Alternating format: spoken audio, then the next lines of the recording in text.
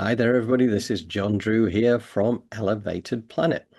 And Jolé Gabrielle here from Elevated Planet. And we'd like to welcome you to today's show. Happy Sunday. And John is going to tell us more about it. If you Yeah. watched our show last week, you will know that Mary Magdalene was born as Myriam of Tyana before being adopted at age 8 by Yeshua's uncle Joseph of Arimathea following the death of Miriam's father. And there began Miriam's journey to Jerusalem, followed by a remarkable education at the Isis Mystery School in Alexandria, where she ultimately emerged as a high priestess in the Isis tradition prior to reconnecting with Jeshua, who himself was high priest in the Eastern traditions following many years spent in India and Tibet. You will also know that 2,000 years ago, following the crucifixion, the followers of Jeshua scattered to various locations from where they could continue their teachings of the way. Yeshua's uncle, Joseph of Arimathea, and Mother Mary moved back to their ancestral roots in England, while Mary Magdalene lived in the Languedoc region of Gaul, which is now France. However, during the years that followed the crucifixion, a Gnostic group met in midsummer gatherings on the island of Cyprus, where Mary Magdalene delivered keynote speeches.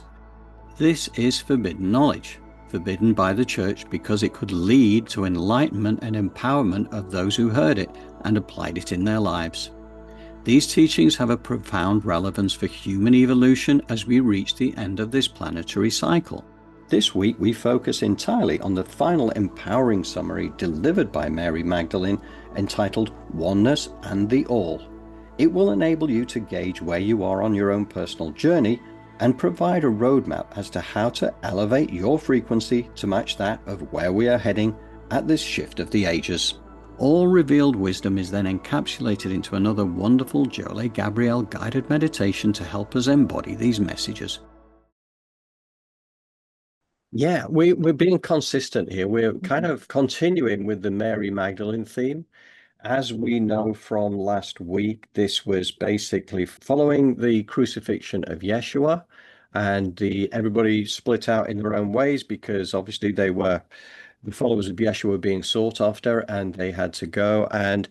But what they would do is Joseph of Arimathea would send his ships round to the various places where the disciples were to bring them back to Cyprus for the midsummer gathering, where they would get together for several weeks. And Mary Magdalene would always give the keynote speech. And the keynote speech is always so profound and so deep. Now, there were 8 of these speeches, and we heard one of them last week with the balance and harmony piece, which is really important because that's like a prerequisite to kind of the oneness and the all, which we're covering in more depth today. And for anybody who didn't see that and you want to go back on it, in the details of the show below is an extract of actually which covers the balance and harmony piece. So you will be able to access that retrospectively right there. But that really was talking about finding that midpoint, find that point of divine neutrality where you're not getting drawn into the drama, which is the test. Okay. So finding the balance and harmony.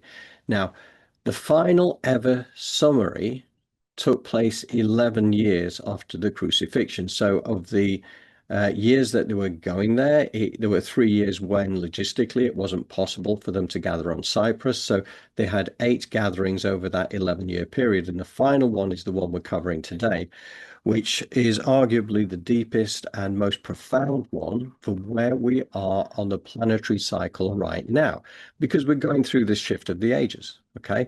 We are going through a transition. And whilst what Mary Magdalene had to say to the disciples and the Gnostic gathering that was there on Cyprus 2,000 years ago is kind of like very, very relevant for us now. It's really part of us understanding how to rise up the different levels of consciousness that exist and are so far away from where we have been programmed and conditioned to believe, to be and to believe, right? It's a journey. It's not easy. So we need the tools to help us on the way. And I know Jolé helped us a lot with the tools last week, along with Gregg Braden. Gregg Braden also, with the gift of the blessing, also provided tools to help us find that divine neutrality. All this is again is coming into this one today, which is really again another challenge for us relative to how we've been programmed and conditioned to be. So we're going to cover off the first 3 minutes that we saw last week, and that will then lead us into the remaining part of the Mary Magdalene summary. So bear with me a second, we will switch screens.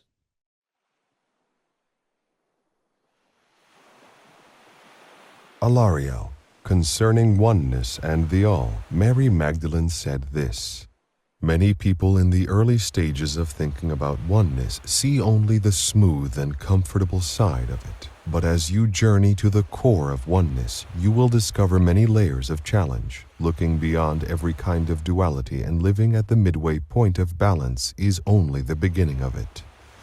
As the all values every culture, every race, and every tradition equally, you will have to throw away all your prejudices and opinions and live in an opinionless state. The all teaches you to accept everything that happens to you with an open mind and an open heart, and it teaches you to live in the present moment and let go of all the past, your traditions past, your teachers past, your country's past, even your own past. When you live completely in the all, you rise up each morning like a newborn babe greeting a fresh day. Nothing in your consciousness is fixed, and all of your consciousness is open to whatever the universe has to teach you. Then you will cease to seek teachers only amongst human beings or angels, realizing that any little creature, any flower, or any beautiful aspect of landscape or sky can teach you profound lessons as you tread your path. And in time you will come to value the everyday experiences of your daily life as your very best teachers. When you live in the harmony of the all, you are the friend of everyone and the enemy of no one. Even time will expand and contract to serve you. And you will begin to observe Father, Mother, God in everything you see.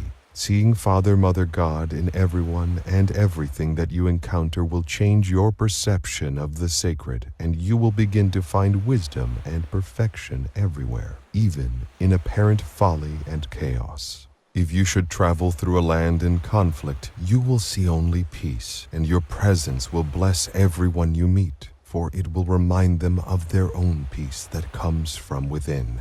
Rooted in the real, you will bring a glimpse of reality into every life you touch.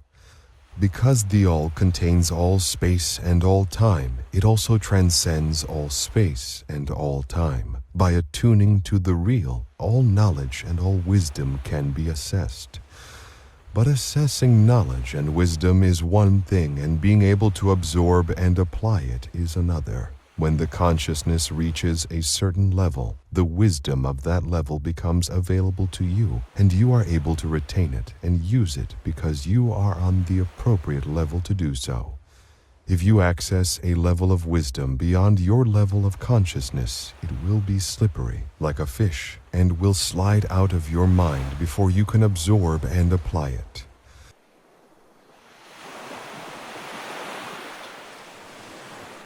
I think we get a real feel for just how challenging this is going to be when we stop and think about this. I made a note for myself because I just kind of wanted to just take this little couple of pieces at a time here. He said, looking at every kind of duality and living at the midway point of balance is only the beginning. So again, this is that balance and harmony piece we were talking about. And that is what you need to do in order to get through to this next section. You will have to throw away all your prejudices and opinions and live in an opinionless state. And yet, we are kind of conditioned and programmed to be judges of pretty much anything and everything. So to get to that place of opinionless state is quite a challenge. So if you think about the inner peace that it would bring, if you could get yourself to that place, that balancing point, and Jolé's helped us with this as well, because when she was talking about the Ho'oponopono as a way of actually shedding the layers and being able to find that divine neutrality, and that is really powerful. But again, if you can get into that place of inner peace, if you think about how you could live your life in that way, what a blessing that would be. instead of being concerned about the past, worried about the future, if you come more to living in the moment. And that was one of the points that was made there as well. Living in the present and, waking up each day like a newborn babe where you got not a care in the world and wondering what the universe is going to bring to you that day. It's nice to think it would be simple to do. But again, it's all about getting ourselves entrained to something completely different. So if you can no longer be triggered because you realize that everything is part of the all and the oneness of creation, right? And here's another reason why, this is important. This is a tough one, really, because if you think about acts of genocide and things like that, which haven't happened in the world in recent times, you think, well, how can you just sit on the fence on something like that? And that's when the likes of the gift of the blessing that Gregg Braden taught through last week. And again, for anybody who didn't see it and you want to see the gift of the blessing, and it also has a Mary Magdalene piece to build into that as well on love and fear, which really dovetails nicely with what Gregg talks about. Again, the video there is actually in the details below as well. So you'll be able to sort of like check that out as well, because it's important that we actually get to become, if you like, if you can master your mind, you can master your reality. So, because what you've got to think of is what is like unto itself is drawn. Okay, that is the law of attraction. And so what we're saying is that the vibrations that you emit, and this is the way it works, right? So if you think about Leonardo da Vinci and Vitruvian Man and Vitruvian Woman, okay, with that big circle around it, that is kind of like if you think about your bubble of reality and the vibrations you put out into that, your own personal bubble of reality, is that it's the universe's job, which is a benevolent universe, is to be able to take the vibration of what you put out and amplify it and bring it back to you, because the assumption is what you put out is what you want to receive back. So if you put out fear, anger, division, and all the rest, you will be given more and more opportunities to feel fear, anger, and division. If you put out inner peace, love, harmony, that too will be amplified and that will come back to you in that form. So, okay, it's really worth getting into that central point, because that inner peace is then going to be amplified. You then become a beacon for the people around you who can also, they can feed off your energy is out there in the collective as well as for you individually. So then you become a beacon. And that's what we're all trying to achieve here, right? Because at the end of the day, we're all on this journey at the end of this planetary cycle, the shift of the ages. And we know things are changing around us. And we have to view life in a way that we've never been taught at all. Okay. So this is it now. This is the adventure. This is what we came here for, is to realize that there are numerous levels of consciousness available to us. And as it says at the end, you soon discover where your level of consciousness is, because when you listen to something like this, is it slippery like a fish and it will slip from your grasp because your consciousness is not yet ready for it? Or is it something that you're able to grasp and to absorb and to take internally and start to live that from the heart? Because that's the important thing, right? This is no longer duality of the mind. This is now the unity of the heart-based consciousness. So I think that, that is really something that is really important. So, Jolé, can I bring you in for your thoughts? Of course, I think heart-based consciousness is where it's at. And you're like, well, I have to use my mind all day because we're focused on working and logic and working out things out. And if we leave something that's a mess or we leave something that's unorganized in this timeline, it messes us up. But how do you stay in a heart-based place? You focus on your breath, number one, right? Because once the mind and the body feel safe, you can then move into a place where silence is okay. Or if it requires a response, the response comes from a place of calm and neutrality. Now, we always know that my coach, she used to tell me all the time, what is it? It's the act of war is retaliation. So if somebody does something to you, the retaliation is considered the act of war, not the first strike. And as a parent, you see that sometimes in schools where you have the kid who was defending themselves is the one that gets suspended or in trouble, and the troublemaker kind of gets off scot-free.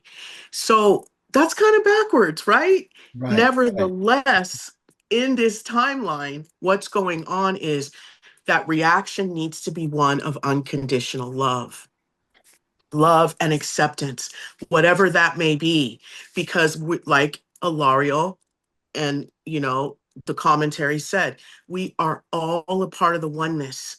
So the experiences that others are having that maybe you don't want to have, you're having anyway, right? In a way, Mm. a part of you is having that experience. You don't necessarily have to live that, Mm. right? We're all a part of the oneness. And I know people get caught up on that. Like there's people out here robbing banks, and doing much worse. Yeah, that's a part of the oneness that we've created as mass consciousness. Someone opened Pandora's box. So here we are. So how do we get more away from that? What we do is we focus in on what is working, what is good, and a wish fulfilled. And that is where our moon alchemy and meditation comes in. So you Mm. want to ground your energy. Anything that is getting in the way of you being able to accept and not judge, you need to identify within your body. Because once you ground yourself in Mother Earth, you can get real. Like, what am I reacting to? Like, you can get real. And then you open up that crown and you allow for the higher self to talk to you. And you say things like, you know what? I get out of the way and I allow for my higher self to guide me. So you begin to get in conversation with the parts of you that are triggered or can help you unpack the trigger or, diffuse the trigger. So grounding your energy, opening up to the highest part of you by just visualizing your crown opening and a beautiful king or queen standing at the power position that knows exactly what to do is guiding you because you are the creator, you're part of the oneness, but you have to give that oneness shape and form so that it can guide you. So that's part of becoming neutral. You'll see some of your famous people go into a different personality when they get on stage or whatever. That's not what we're talking about. Okay. This is all a part of you. You have parts of you that you can then form that can help you guide you towards the light and your wish fulfilled. So those are just a few of the symbols and meditations you can do to sort of move you into divine neutrality in the moment, because that's what we're about, being able to deal with your emotions in real time. And not only that, to access the cycles of the earth and the moon so that you can then get in rhythm with that highest part of you. Yeah, absolutely. It was interesting actually. I was listening earlier or re-listening to a piece of work by Dr. David Clements, and what was really interesting, this was again his guides, the Arcturians, I think it was, and they were talking about how humanity has been trained to live in the mind, right, and to believe that the mind is the important thing.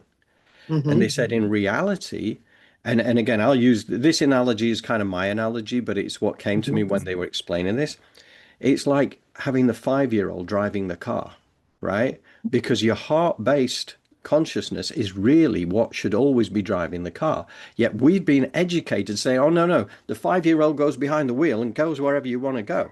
That's what the mind does. It's the duality, right? So Right. I just found that a really interesting way of looking at it. And this is the time where we're actually getting back out of that duality of the mind and back into the heart. So, yeah. It's very interesting because when you're a part of the oneness, you're guided by something. You're guided by the highest part of you, right? And that sometimes I believe is in the flow, and the heart is the flow. I mean, I do believe it sets the rhythm or the pace that the mind or the brain then wants to follow. And Mm. we have learned it backwards because the heart knows. It knows when someone is not being true. It knows when somebody's being sincere. It is what, I do believe it's an integration, but it's the body that feels it, and the heart is very much a part of that. Your aura layer, I think the energy comes in and moves throughout. So really working in the heart, because I started there, but working in the heart is important. We want to clean it out. So when you ground, just know that heartbreak, pain, you can turn that a color. Flush it down your grounding cord, golden sun above your head, fill it up with gold light. And you keep doing that. And after a while, you will notice, I'm not thinking about that anymore. Oh my God, I don't want to call him or her. It becomes a lot easier to live in peace. Yes, it does. And this is the learning journey we're on, And again, I Yeah. would always emphasize, and Alariel says the same thing, like when we've been through this before, is this is not an easy journey. Anybody should not take it that this is something that is simple to do, because we know we've been programmed. We know that the brain has been, and the masculine energy is dominated for thousands upon thousands of years. And again, now we're moving back to divine feminine as well. So that's where we go back to an energy of collaboration and, the dropping away of the ego. And the dropping away of the ego would mean to really get involved in something and begin to add value, even if it's just in your life. Like hobbies are great, they build character, develop the mind, so, and then once you establish that, meditation is a hobby, you can see it that way. I mean, it's a way of life, but it can begin that way. And then guess what? That moves out into your environment. So Yes. self-development and self-work is completely different from selfishness, but you've got to kind of work that out within you. Yeah. We. Yes, this is very true. So, okay, so I reckon we should be heading towards the Yes, second section now. absolutely. Okay, a couple of things to mention before that I should have mentioned earlier, but basically just to say the Elevated Planet is a donation-based channel, and therefore if anybody would care to help us in that regard, we will be exceptionally grateful. There is our PayPal details in the details below. I think there's a super chat function this week as well. But either way, anybody who can spare some money to help support us, then we are always very, very grateful.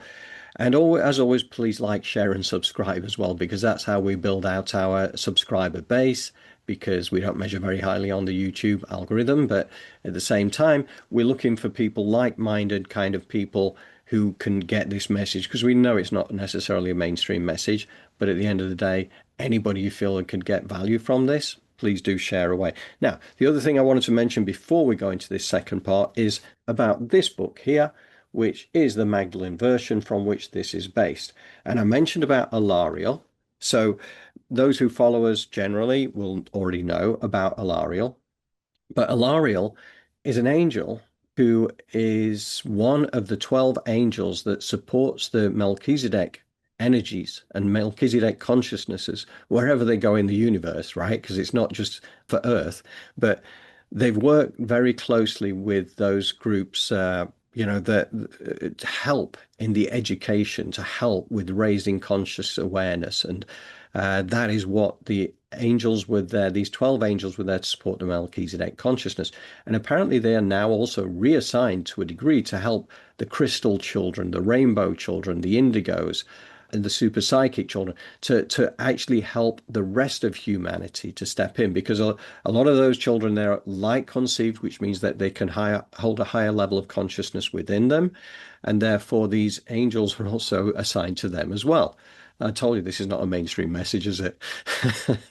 But anyway, so the Magdalene version is very, very highly recommended. It's Stuart Wilson and Joanna Prentice. Very, very good.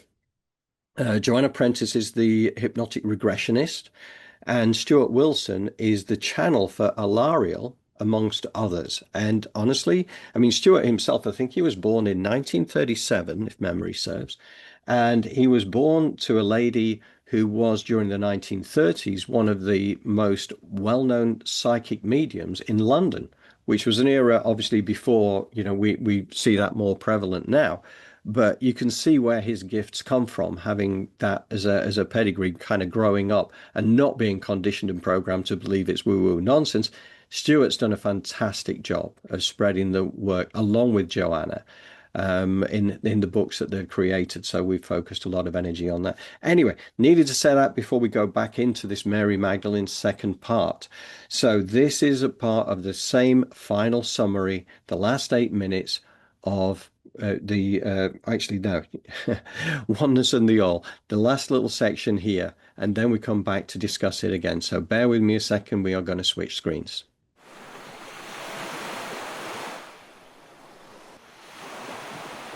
The most important thing you can say about the All is that it is not dual in nature. In a non-dual state, all judgments are transcended in a consciousness that rises up to see the oneness that exists beyond the illusion of duality. When you rise in consciousness and see the bigger picture, all the warring duality of this world seems like a sham, a distorted dream that has no roots in the real. In that reality, what exists is one essence, one supreme consciousness.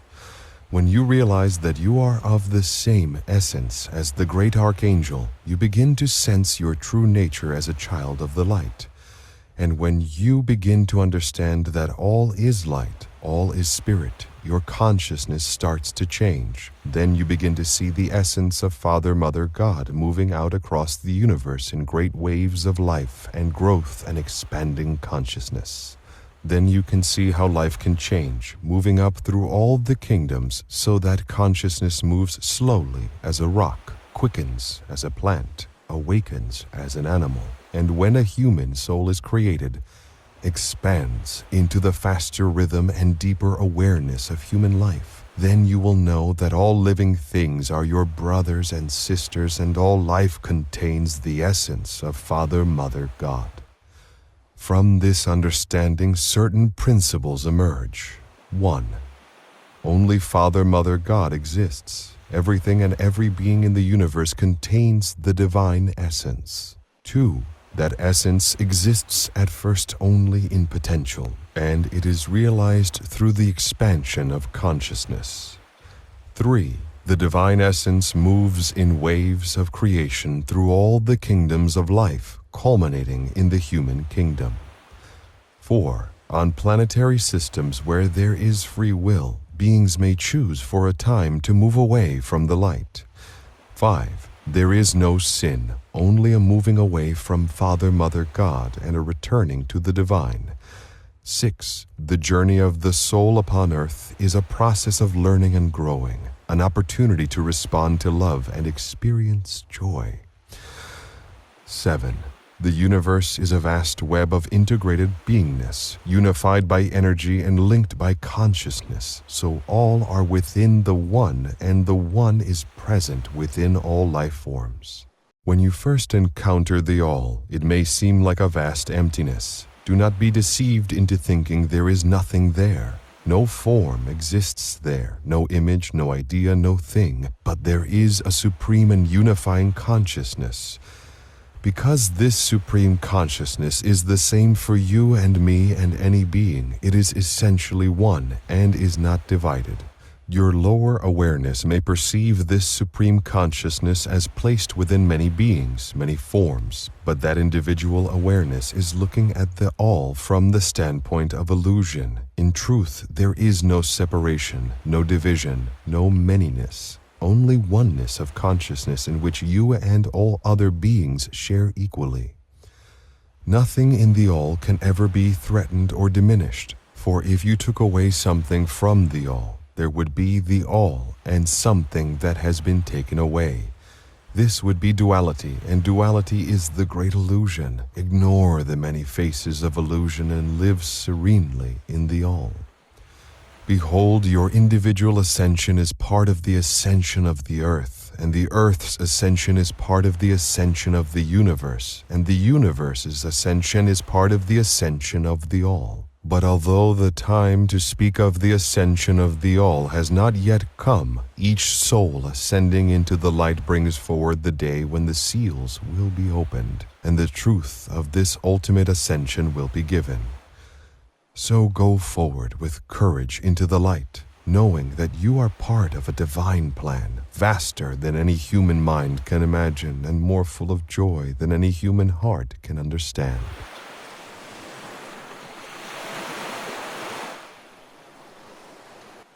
So again, Mary Magdalene wisdom at its finest. And again, the challenge continues. But one of the things that really, this brings to mind when I've listened to this is there is a quote here from Lao Tzu, right? Part of his work, which is and this is something I keep constantly on my desk down here because I read it every now and again, almost just wanting to draw this into myself because this is really what this summary is about as I see it. And it's entitled, "The Master's Power is like this. He lets all things come and go effortlessly without desire. He never expects results, thus he is never disappointed. He is never disappointed, thus his spirit never grows old. Tolerant like the sky, all-pervading like sunlight, firm like a mountain, supple like a tree in the wind. He has no destination in view and makes use of anything life happens to bring his way. He allows things to come and go. His heart is open as the sky." And that is Lao Tzu wisdom right there. And that draws an interesting parallel, which actually does get discussed in, again, the book, right? The Magdalene version, about the commonality between Zen and the Gnosticism. Okay. So it's almost like Gnostic Zen, which makes sense because when you think about it, Mary Magdalene spent maybe around 18 years studying in the mystery school, the Isis mystery school. Jeshua spent the same amount of time traveling the world, but spending an awful lot of time really in the Far East, sort of in the India and Tibet area, learning all the Eastern traditions. So when you think about it, by the time they got together, then she was the high priestess in the Isis tradition. Yeshua was a high priest in the Eastern traditions in particular, and they would spend a lot of time exchanging the knowledge that they had shared. And obviously, we talked about this last week. When you reach that level of consciousness, it's quite an achievement. But to have two, a high priest and a high priestess at that level, working together, divine feminine and divine masculine, that is enormously powerful. So that is why when you listen to these teachings, you can kind of see where East meets West. So I think there is no surprise there. And if you look at the main tenets of Zen philosophy and you look at the main tenets of Gnosticism, absolutely, there are absolute parallels between the two. So I find that really interesting. And the other thing is when it's talking about the consciousness shifts are the biggest. I mean, as humans, we are shifting up in consciousness now. That's where we're heading because we are heading to the new earth, fifth dimensional kind of place rather than to the third dimensional density that we have been in. So that upshift is coming our way right now. But the biggest shifts are the consciousness shifts from rock to plant, plant to animal, animal to human. Okay. And what's interesting is that I believe we've all been on that particular journey because, again, as a big fan of Dolores Cannon over many years now, you kind of find that when she was doing hypnotic regression, the number of times where people would be the ocean, they'd be a rock, and they'd talk about what it was like to be a rock. And, nothing much was going on, but it was a place of serenity. But it was part of the growth of consciousness starting from what we would consider an inanimate object, whereas in reality, there is movement all the time. And, we know that to be true. But then also other people would associate with lives either as plants or maybe even, I remember there was one where a woman just came back into her life as a little yellow worm. It was a fantastic, it was a real adventure. But I mean, you know, the hypnotic regression client themselves in this somnambulistic trance where they have their consciousness is no longer a blocker. They relive these memories, and you realize this is the path we've all gone through. We didn't all start at a human level.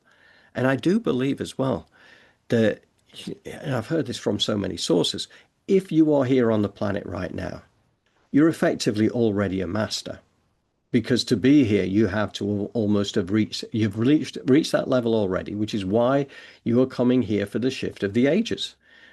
How exciting is this, right? And I know, yeah, there's a lot of density and polarity that we're encouraged into out there. This is all part of the journey. This is part of the game, and keeping it playful is really important as well. So, you know, everything here about oneness and the all, I think, is a real vital part of where we're heading. We need to find that midway point, to find the balance, to find divine neutrality, to be able to look out at areas of conflict. And rather than getting triggered, you can be that calm amongst the storm that actually brings brings that energy. And again, a bit like we do with the pan meditations, we don't focus on the suffering, we focus on the solutions. We focus on the energies that we want other people to feel, and therefore by so doing we're affecting the quantum wave structure, we are affecting the group consciousness, and the more of it that us are doing that together in coordination, the closer we get to our world of unspeakable beauty, which is our destiny. I've said it all for the moment, and I'm going to bring Jolé back in for your thoughts on that. I think you summed it up quite nicely. You know, the whole bridge of unspeakable beauty to me within, and you think about what does that mean? Unspeakable beauty, you know. But it's opening up that portal from the heart to the mind and really getting in synergy and integration, just like the Gnostic inner, you know, and the Zen, and within you creating that bridge so that then what? It projects out and it comes back. So whenever you're stuck in that mind meld and you have, what do they call it? Couch lock or analysis paralysis, you got to bring it down into the heart and breathe into it. And then get up. It's a 5-minute exercise. People think, you know, that you come to this place that I'm here.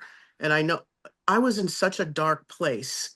And my good friend, Lori Lamson, would say, just 5 minutes. Give it 5 minutes. And then if you don't want to do it after that, you don't have to do it. I mean, that's the hole I was in, like 5-minute increments into where I could get to a place where now I can sit down, I can meditate, and I can sit in a space of joy. But it took work, and it takes consistent working with yourself, writing in your journal, doing some of these things, grounding your energy, looking at these symbols, breathing deeply, taking it with you everywhere you go. And one of the other things that really pushed me forward a lot was physical exercise. I cannot talk enough about how having a consistent practice of moving your body does so much for the heart and the mind and getting those in sync. Like that right there is its own Zen and Gnostic integration within you, Yeah. is exercising and staying with Glenn over long periods of time and getting into a rhythm with your body. That right there is like 50 to 75% of my healing. I'm telling you, just moving around, and then the meditation and the like, and doing exercises and listening to Napoleon Hill or Joe Dispenza at the same time you're doing it. It's amazing. Yeah. Yeah. So I'm here to tell you, if any of you, you know, workout warriors, I'm here for you. I love you. I cherish you because you're what helped me heal Yeah. as Yeah, no, well. Big, huge part. it certainly is important. And to that point about, defining a world of unspeakable beauty, okay? Everybody will have their own version of that. But it comes back Correct. to that conversations with God, where, God was outlining the fact that we are the creators of our own destiny. So what Yes. do we choose for it to look like? I know what my version of a world of unspeakable beauty looks like, and it involves all of us. It involves us as a Yes. community. It involves us moving forward and stepping into the light, and it's a place of unspeakable beauty. I'm just so excited for it, and I know it happens. So yeah, but Yeah. everybody is entitled to their own version, because we're all creator beings. Yes, that is true. But if we're looking at it in a technical way, I guess, opening up that portal between the heart and the Absolutely. mind allows for more of that energy to give you common sense, decency, and the things that you character to get through some of these moments, Yeah. in real time. It's really about the choices we make in the moment, in the present moment, that determine 3 months, 6 months, a year from now. So we really are about being present and being neutral so that the choices we make, they not only help us, but they also add value. Yeah. Yep. And again, you mentioned it earlier about the moon alchemy meditation side of things as well. And we'll come back with more detail on that in due course again. But that is really about helping us to master our mind, we master our reality. And that Correct. really is what it's all about. And you create your own world of unspeakable beauty through that process. And Exactly. that's the whole point of it. And if anybody does have any, any questions on that, just drop me an email to johndrew@elevatedplanet.life, and I can tell you what it's all about. We're working on the Moon Alchemy Journal right now, which will actually support that as well. So it's Yeah. exciting. And for those that are wanting more of how to feel and see and get into the energy of a wish fulfilled, Jose Silva and his whole thing is really good about being able to concentrate, sit in the moment, and a wish fulfilled, and bring that energy in, because that is so important. We don't think about that enough because we're too busy. If we're in the moment, we're usually solving, doing something. So to get to really sit in doing that, whatever it is you're doing, and seeing a whole different experience around you. You're sweeping the floor, but what kind of floor are you sweeping? What kind of broom are you using? That is sitting in the energy of a wish fulfilled, at the moment. Yeah. Yeah. Yeah. So what do you reckon? Should we head to the next section? Yes, let's go. This section is like based off what we've heard from Mary Magdalene, Oneness and the All. Is broken down by the angel Alariel and also by Stuart Wilson, who again is the channel for Alariel. But again, his experience of these things over decades is so good, so strong, that he's really able to add a perspective here that is important. So we're going to switch screens once again and hear what they have to say about oneness and the all.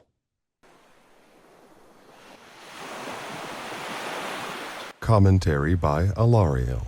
Here Mary reveals the full majestic sweep of her philosophy, but notice how controversial this is. The idea that all things and beings in the universe contain God is certainly pantheism, a perception that was denounced by the Church as heresy. Yet such is the gentle power and wise authority of Mary Magdalene that these Magdalene summaries can be accepted as the deep and transcendent truth of things. A truth that makes much more sense and leads to a much greater understanding of life than the simplistic version presented by the Church. Comment by Stuart. Mary only uses the word behold once in all these Magdalene summaries, so we know that here she is about to reveal information of the highest level and the greatest significance. This is Mary Magdalene as prophet and seer, gazing into future time and bringing back a clear vision to inspire and guide us. So intense is the drama at this point at the very end of this last Magdalene summary that we can almost sense those who heard her being spurred into a more intense level of concentration. For here she projects way into the future and relates that future to the process of individual ascension. However dramatic that may have been when Mary spoke these words 2,000 years ago, the present situation gives it an even sharper relevance, for we have reached a point at the end of the planetary cycle when transition for both individual human beings and planet Earth is imminent. And at this point, we are taking a big step forward towards this ultimate goal of the whole creation, the ascension of the all. The ascension of the All is mentioned in the Gnostic text called Pistis Sophia on page 433 in the Heart Dr translation. The session with Alariel continues. Alariel, it may seem strange to present the human kingdom as the culminating factor of all the waves of creation, especially now that humanity is struggling with so much illusion and chaos. But the truth is that from this point on, the whole arc of your spiritual development will stay within the human kingdom as a broad category of classification. However advanced and subtle your consciousness may become, the really big shifts are those from rock to plant, plant to animal, and animal to human. And kingdom is therefore a good description of those major stages. Comment by Stuart. Now we can see these Magdalene summaries as a whole. We can assess where they stand, and one thing becomes instantly clear. We are entering new territory in these Magdalene summaries. This isn't Christianity. This is not religion of any kind. It is something quite different, something that the poet Tagore once called the allness of the universe. This is pure mystery school teaching with light as the central symbol, and the key here is the source of the teaching. At one point, Mary advises her listeners to be open to whatever the universe has to teach you. For the emergent Christian church, the teaching is done by the church, the priest, the scripture. But for Mary, it is the universe. And a combination of the earthly mother and the heavenly father can indeed be perceived as the universe. See how true Mary was to her Essene roots, but notice also how she built up upon this foundation and drawing upon her training as a high priestess of Isis. She was able to lift this teaching up to a higher level. Here you are seeing the elements within Essene philosophy being transmuted into a higher, simpler, and more universal wisdom. This is Mary Magdalene as alchemist, lifting up the Essene impulse from the highest level of Gnostic achievement.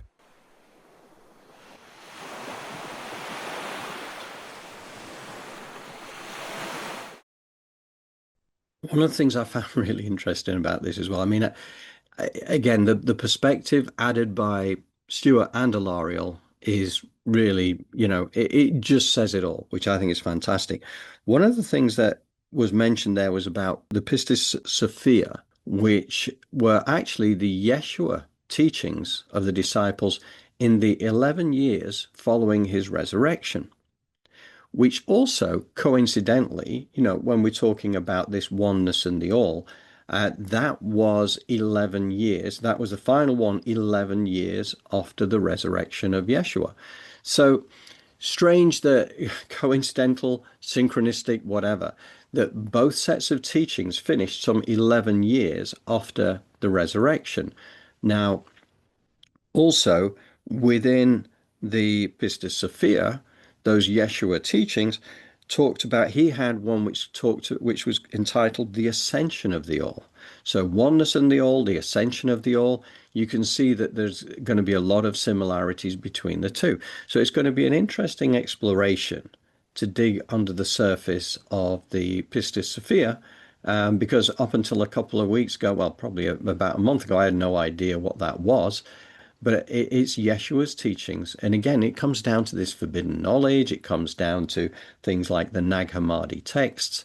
It comes down to a book that was found in fact, it was purchased, I think, back in 1785 by a British library. And it was all in Coptic, and nobody could translate Coptic at the time. Eventually, it got translated, and that was also the Yeshua teachings. So it's come to us at a time that is deliberate, okay? It's almost like they've been on time release so that we can start to gather this knowledge now, because it helps us get up those 7 different stages of consciousness, which help us to then make the transition into the new earth, into our world of unspeakable beauty. And this is really exciting. So with that said, Jolé, can I bring you back in again for your thoughts, please? Yes, the Pistis Sophia is very interesting.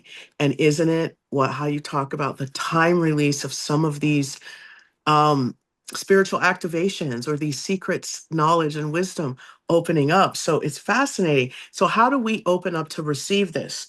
Because it's energetic. Sometimes it's through, like, there's a book, I think, the Pistis Sophia, you can read, and there's the Nag Hammadi, and there's many things out there. Hermes Trismegistus has written Kabbalion, so there are things out there to gather that knowledge and wisdom, but to really take it on and to be able to apply it, as Alariel spoke about, means getting into, what does it mean? Getting in nature, listening to your higher self, having some type of ritual, or I don't want to say that freaks people out, but some type of practice to where you can connect with that and hear the voices, yourself, your creator, open up as a channel of light and blessings, activate these chakras and hear what the universe is teaching you. That's how our ancients and our ancestors did it, tapping into that ancestral wisdom, taking time out to just sit for a minute and commune with your ancestors and ask them for guidance. These things are saying an affirmation, having some symbol that has you locking in. These things help. And being conscious and aware of them, it's like, this is what people talk about, having superpowers, or the energy of manifestation, or being able to move things, at your will. It takes practice, but it is a possibility. It is here for us to access.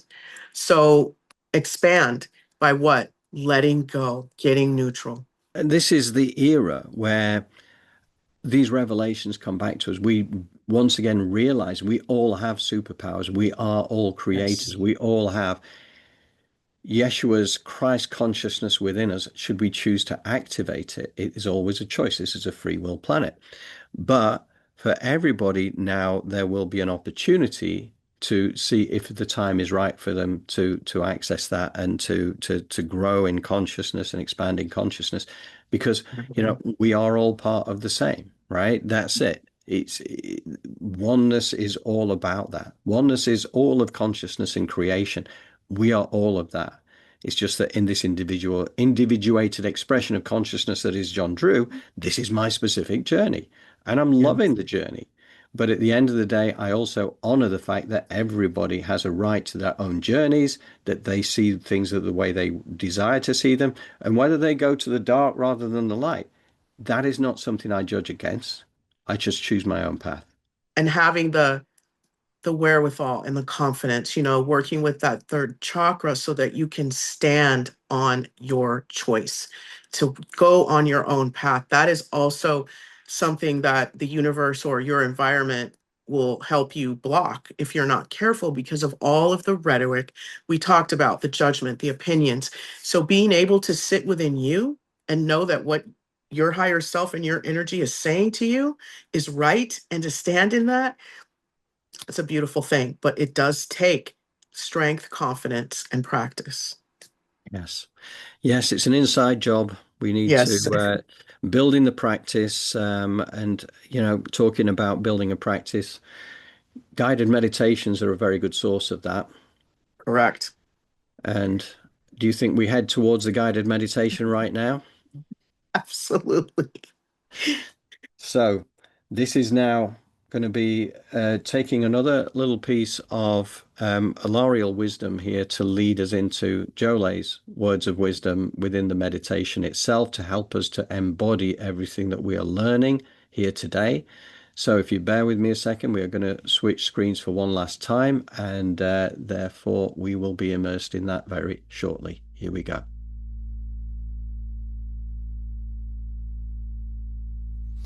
When you live in the harmony of the all, you are the friend of everyone and the enemy of no one.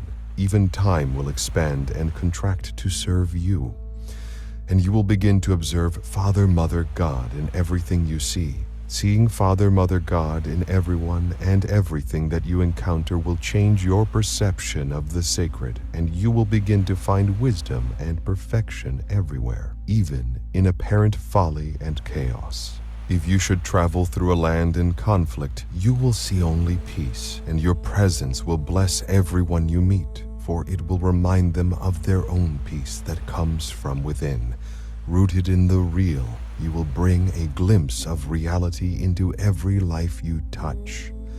Because the All contains all space and all time, it also transcends all space and all time. By attuning to the real, all knowledge and all wisdom can be assessed. But assessing knowledge and wisdom is one thing, and being able to absorb and apply it is another.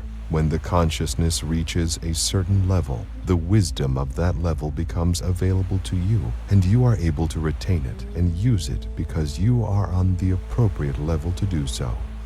If you access a level of wisdom beyond your level of consciousness, it will be slippery, like a fish, and will slide out of your mind before you can absorb and apply it.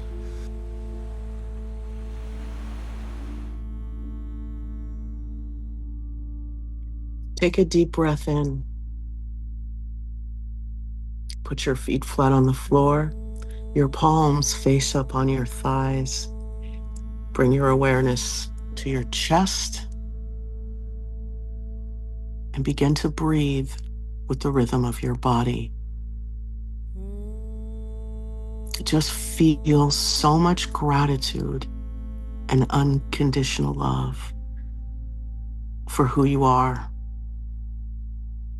for your environment, for Mother Earth, for all your past experiences, and have gratitude for your present moment and your future. And from this space of gratitude and love, we're going to ground our energy into Mother Earth by visualizing a beautiful grounding cord of a natural earth element grounding into Mother Earth. The visualization, it's 6 inches in diameter of a natural earth element connected to your first chakra, which is between your sit bones. And as you visualize this grounding cord moving through the layers of Mother Earth, you visually see the shale, the oil, the stalagmites, stalactites, and you get into the ocean and you can feel the convection as you move through the floor of the ocean, and you go down, down, down, and you root yourself into the core of Mother Earth. Mother Earth just gives you so much love. And those golden rose-shaped scrubbing bubbles blanket the inside and the outside of your grounding cord, cleaning off what no longer serves: low vibration, energy, judgments, opinions, expectations, programming. Just let those golden rose-shaped scrubbing bubbles clean off your grounding cord, all the way from the top to the bottom. And this signals your aura layer to pull itself in, to be 1.5 feet around you. That's 18 inches in circumference all around you. 18 inches in front of you, behind you, to the right, to the left of you, and above and below you. Yes, part of your aura goes into Mother Earth. And then your astral body snaps itself into your physical body. Take a deep breath in, exhale, and allow for your astral body to settle into your physical body, fitting inside of you like a hand fits inside of a glove. And as you take another deep breath in, and on the exhale, all of the information that the astral body retrieved while you were sleeping is now being downloaded into your cells.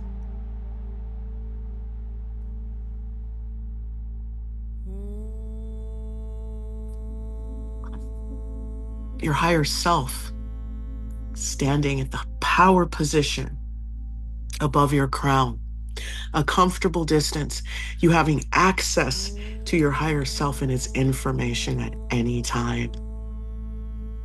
We're going to take a deep breath in And on the exhale, we're going to visualize the bottoms of our feet opening like the lens of a camera.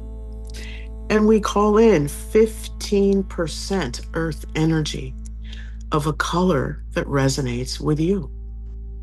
15%. Your higher self, your spirit, your body knows. Just command it to be so, and it happens. And once the earth energy begins to flow through your lower body, your crown opens like the lens of a camera. And that's the signal for that 85% cosmic gold life force energy to come cascading down from the heavens, raining down on your higher self, focusing in as it pours into your crown. Just feel that beautiful, positive life force energy pour in with all of the ancient secrets and the knowledge and the wisdom. And when it meets with that earth energy at your first chakra, it activates the integration of earth energy and cosmic life force energy of creation, unlocks the mysteries within you and begins to fill you up like water fills up a cup. And as you visualize this, breathe with the rhythm of your body and lead this energy from a place of love by bringing your awareness to your chest and dictating where this energy goes. Is it fast or is it slow? Is it going into your joints? It's going everywhere, but where are you focusing this energy from a heart-centered space as it moves up through your core, into your arms and your hands? It begins to sprout out of your hands as it moves up into your head, sprouting out of the crown, filling up your aura layer, releasing and resolving, disintegrating anything you're ready to let go of and release, anything that's keeping you in a place of judgment, criticism, where you feel like your opinion matters more than the oneness. So as this high frequency and vibrational energy of Mother Earth and the divine come together and move throughout your body, anything that no longer serves you, anything that fails to match this frequency, anything that takes you from one end of the polarity to the other, we're going to turn a bright red within our bodies. We're going to see this judgment energy within us by turning it a bright red. And we're flushing it, allowing for Mother Earth and divine life force energy to go into these spaces and places, liquefying this energy as it's being sent down our grounding cord or disintegrated by the high vibration and frequency of these two energies meeting within us. Move out the judge, the jury. Move out the criticizer, constructive or otherwise. Move out the opinionated observer who decides it wants to sit on the sidelines and watch others play the game. Move that energy out of you as the Creator puts a golden sun above your head. That golden life force energy that is pouring down formulates into this beautiful golden sun. And it's calling all of your energy back from the moments and the places where you judged and criticized and were opinionated. And we're just calling our energy back from what we flushed down our grounding cord. And then this golden sun moves through our higher self and then breaks into 50 trillion pieces and comes into our crown, merging with all of the atoms and the cells in our body, replacing that energy with one of beauty, love, joy, and of course, unspeakable beauty and unconditional love and joy. Let's be specific. As this energy moves throughout our body, and we're going to open up our brow like the lens of a camera as we breathe with the rhythm of our body. And we're going to put 2 roses 5 feet outside our aura to the right and to the left of us. And a beautiful golden sun above our head with our name on the front and the back in a high-powered magnet. And all of the judgment and the criticism we've received or given, all of the people, the places, and the things that are crowding our mind. We're thinking about what they did and what they said and how they're doing it. We're going to go ahead and move all of that energy out of our mind and into those roses outside our aura layer as we call all our energy back into that golden sun above our head. And while this is taking place, we're visualizing our most loving good. We're sitting in a wish fulfilled. The energy, we're surrounded by beauty and joy and laughter. As we call all our energy back, we give up the judgment, the criticism, and we get into divine neutrality and focus and concentration on our own most loving good. See it, feel it. As you breathe with the rhythm of your body, and that highest part of you works out that polarity and brings in so much divine neutrality and unconditional love just flowing through your body as you call all your energy back and you get rid of those baggages and those blocks. And you just receive so much love and so much joy, and all of that ancestral wisdom comes back. You're being absorbed into that golden sun above your head, and you're remembering who you are at your highest and most loving,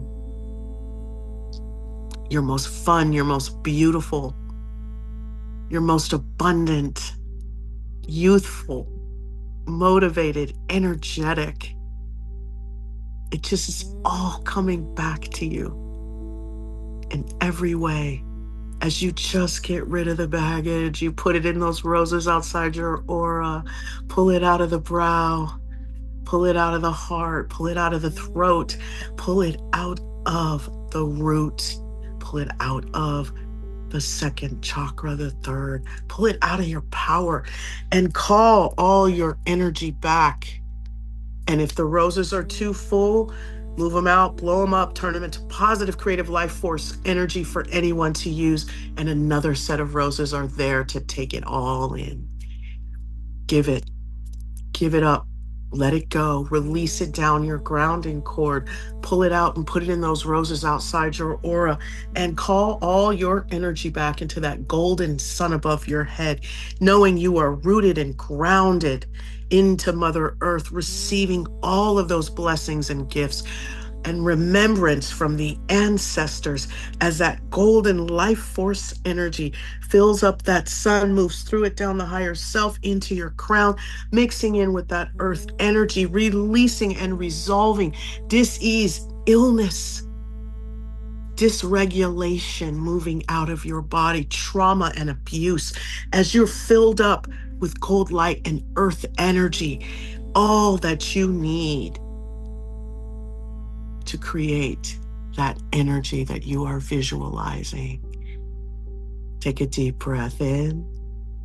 Exhale as this essence sprouts out your feet, hands, crown chakras, filling up your aura layer with so much unconditional love and unspeakable beauty. And this essence of Mother Earth has reached, and divine has reached a critical mass, that it is flowing throughout every vein, artery, muscle, bone, and cell within your body and your aura layer. Take a deep breath in, exhale. See and sit in the energy of a wish fulfilled as you visualize your most loving good, your unspeakable beauty, and you feel the laughter, the joy around you. As you are whole, that golden sun above your head is filled with all of your energy. If it was harvested, it's now back at you. As you then give those roses outside your aura layer an energetic push about 10 feet away from you, blow them up, turn them into positive creative life force energy, fireworks, beautiful.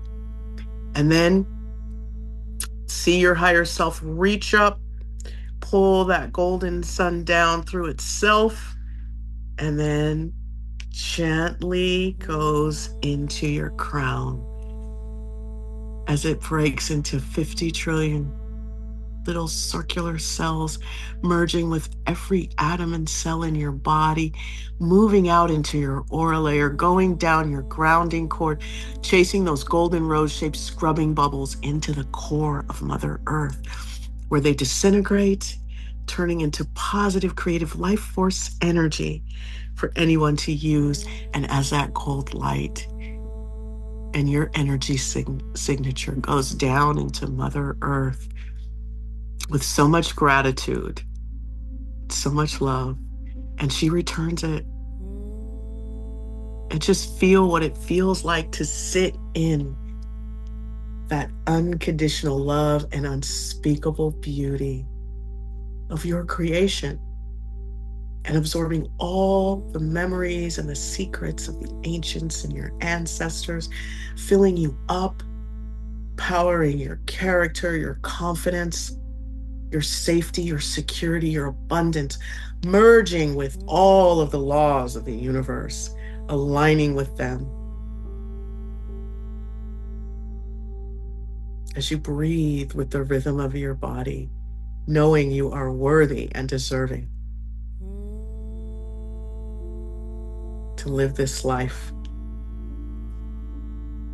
So now, from a heart-centered space, take a deep breath in. So you're breathing in so much love. The air just takes on this heart shape and it moves throughout every cell of your body, solidifying this new energy, expanding out into your aura and your environment. As you take another deep breath in. And on the exhale, we're going to close our feet, our hands, and our crown chakras. And we're going to take another deep breath in. And we're going to close our brow chakra on the exhale. And allow for all this energy to settle in. Take another deep breath in. And just relax and let it go on the exhale. And when you're ready, you can open your eyes.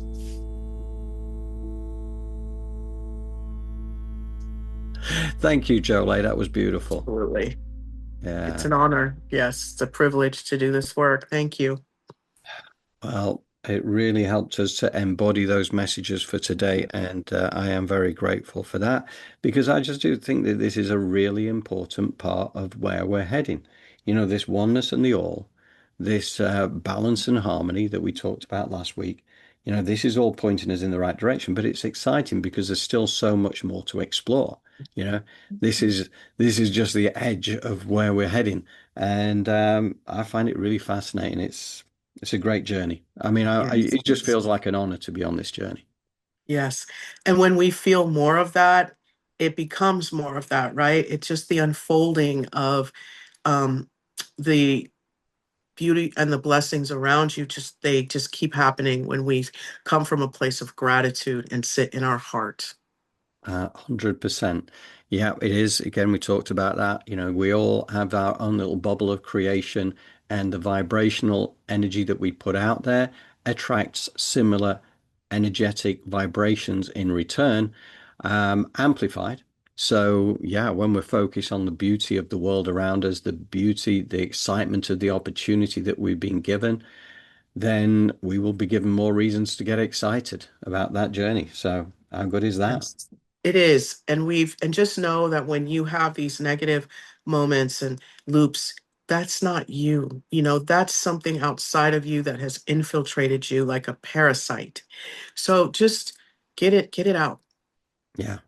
Yeah, no, that's a really important point, actually. The mind parasites, they're out there and they feed on people when you're at a low point. And let's face it, this Yes. human experience is all about, it is the roller coaster. We get that. Hmm. And quite often, regardless of what path we're on, we'll always have the opportunity to disappear into fear, anger, and worry at some point. Um, but that's when we're more vulnerable to these things as well, because it's not necessarily us, it's this external agent in there. And as you say, Jolé, the ability to know and to identify and to be able to, and I love the Right. fact that you do this, it's like the literal physical pulling out of the energy. Yeah. And putting it in a rose outside your aura, filling it up with gold light. And it didn't take 5 minutes to get here. It took years and years and years and years of consistent hearing things over and over again. So it takes consistent. Let me pull this out. Ugh, I don't feel good. Let me pull it out of my heart. Pull it out. I physically do this to myself when I'm watching movies or things are happening. I'm pulling energy out. Yeah, gold light. Yeah. So Yeah. it works. Yeah. It works. No, and I think there's something really profound to that as well. Actually, the physical movements to Hmm. help with just the mental process and maybe the verbal process. But I think Yes. off the back of that, I've started doing certain things like whether it's a protection thing, and I'm kind of shaping out the protection in its. Yes. Yes, it really works and it helps. And I want to remind people again, in rough situations where you're uncomfortable, put roses around your aura layer. Just say roses up. Your higher self knows exactly what that means, and we'll put roses up around your aura. Give it a few minutes, and things will start to flow a little easier. If they don't, do it again until they do. Mm. I know Ronnie, who is closely associated with Elevator Yes. Planet, has mentioned a number of times that you taught her that, and it has saved her so many times. Yeah. So, it absolutely works. So trust it, just get into the practice of doing it. And, all these things help to elevate your frequency and stop you from descending into things that you'd rather not be part of. So, Yes, exactly. And we're so grateful to be here. I think we should wrap it up because John, you and I could be here all day talking about these things, but we know that there's other things to do in this yes, indeed. timeline. So just Yeah. don't forget to like, share, and subscribe, especially if you like what you hear and you feel this could help someone. And know that any help that you can do to donate to our PayPal is just so we're thankful, we're grateful, and it'll help us keep the lights on. Yes. And in fact, I did see a PayPal notification during the show. So thank you, Thank whoever that you. came from. Thank you, thank you, thank you. Yes. We'll be sending the newsletter out tomorrow. So anybody who wants to join our newsletter distribution list, John Drew at elevatedplanet.life gets you on that email distribution list. And that is where we also showcase the live show with it broken down into sections.